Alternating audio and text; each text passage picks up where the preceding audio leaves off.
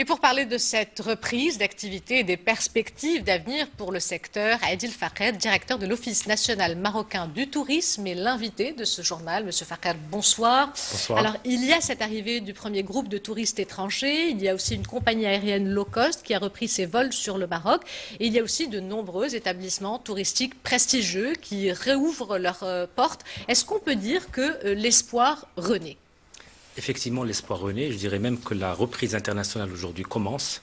Vous l'avez cité, il y a quelques événements majeurs qui ont marqué l'actualité ces derniers jours. On a eu l'arrivée des premiers groupes touristiques, du principal marché qui est le Maroc, qui est la France pour le Maroc, et de la première destination qui est Marrakech. Nous avons aussi l'annonce de réouverture d'hôtels importants sur le Maroc qui ont annoncé leur réouverture dans les jours qui viennent. Le retour d'une compagnie aérienne majeure de low cost, la première européenne sur le ciel marocain. Et tout dernièrement hier, la réouverture des plages d'Agadir, chose qui est importante aussi pour cette région, pour le tourisme de manière générale. Et ce week-end, nous avons tenu symboliquement l'Office national marocain de tourisme, le ministère du tourisme, la Royal Air Maroc, l'ONDA, la CNT, Confédération nationale de tourisme, à symboliquement accueillir les premiers groupes de touristes. Vous les avez montrés dans le reportage.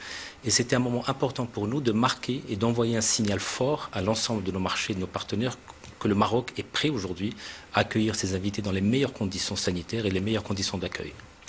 Alors hier, l'Association des agences de voyage et des tours opérateurs a tenu son congrès annuel depuis Londres, en mode virtuel bien sûr. Alors cet événement devait se tenir à Marrakech, il a été reporté à l'année prochaine. Vous avez été invité à intervenir. Quel est le message que vous avez passé aux professionnels du tourisme britannique ? Alors, je voudrais d'abord rappeler que le marché britannique est un marché majeur, c'est le deuxième marché mondial, et c'est pour le Maroc aussi le deuxième marché en valeur. Nous avons eu plus de 2 millions de nuitées l'année dernière. L'APTA, c'est l'association des tours opérateurs britanniques. Elle est extrêmement importante. Elle regroupe l'ensemble de l'industrie britannique. Elle devait avoir sa convention annuelle cette année à Marrakech. Nous avons convenu d'un commun accord de la reporter 2021. Donc on est toujours dans la course et c'est le Maroc qui les accueillera.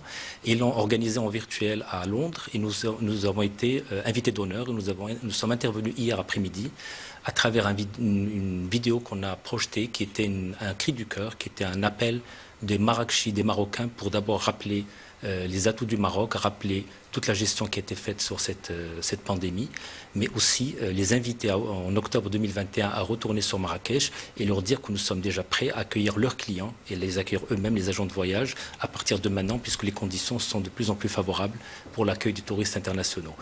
Ce même travail a été fait sur d'autres marchés. Il y a un mois, on était à Paris et on a rencontré l'association française, qui est notre premier marché mondial, l'association française des tours opérateurs. On fait la même chose en Italie, en Espagne, en Allemagne. Et c'est important de garder ce contact, d'être présent dans ces pays-là. Je rappelle que l'Office a 15 bureaux à travers le monde qui, depuis le premier jour de cette crise, ont été mobilisés et ont fait un travail de terrain pour rester à côté de nos opérateurs, à côté de nos partenaires, pour se préparer et s'adapter au quotidien pour cette relance.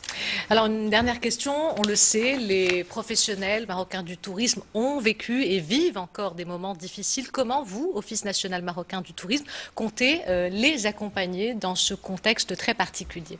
Effectivement, les opérateurs et le secteur du tourisme traversent au Maroc une crise sans précédent. Je rappelle qu'au Maroc, le tourisme, c'est 500 000 emplois directs. Et si on inclut les emplois indirects, on est à peu près à 15% de la population active. C'est très important pour le pays. Et cette reprise est vitale pour le Maroc, et même si elle est graduelle, on en est conscient, elle est graduelle, mais elle reste importante, elle reste nécessaire et souhaitée par tous. La crise aussi, la crise que nous traversons, elle touche l'ensemble des pays touristiques. Ce n'est pas que le Maroc en tant que destination majeure. Je rappelle, le Maroc a été 29e destination mondiale l'année dernière. L'ensemble des marchés touristiques sont touchés par cette crise. Et ce qui est à noter, c'est que, évidemment, les comportements des voyageurs ont changé et vont changer. Et je voudrais noter que les opérateurs marocains, l'ensemble, que ce soit les aéroports, les hôtels, les restaurants, les transporteurs, se sont adaptés et s'adaptent au jour le jour à ces conditions-là. Et je voudrais rappeler aussi le travail remarquable qu'ils ont fait cet été en accueillant dans les meilleures conditions sanitaires et d'accueil les touristes nationaux.